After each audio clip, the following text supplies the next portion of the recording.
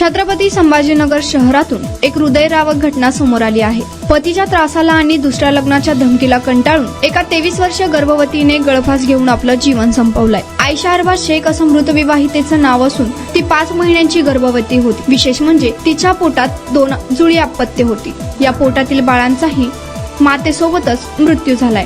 आयशा अरबाज शेख असं मृत महिलेचं नाव असून सासू सायरा सलीम शेख आणि अलीम सलीम शेख सर्व राहणार भिवंडी मुंबई अशी आरोपींची नावे आहेत। पतीने फसवणूक करून दुसरं लग्न करण्याची धमकी दिली आणि सासरच्या मंडळींनी हुंड्यासाठी शारीरिक आणि मानसिक छळ केला असा आरोप तक्रारीत करण्यात आलाय। आयशाचा विवाह 2022 मध्ये भिवंडी येथील अरबाज शेखशी झाला होता। लग्नानंतर काही तासातच व्यवसायासाठी माहेरून 7 लाख रुपये घेऊन ये यासाठी तिचा छळ सुरू झाला।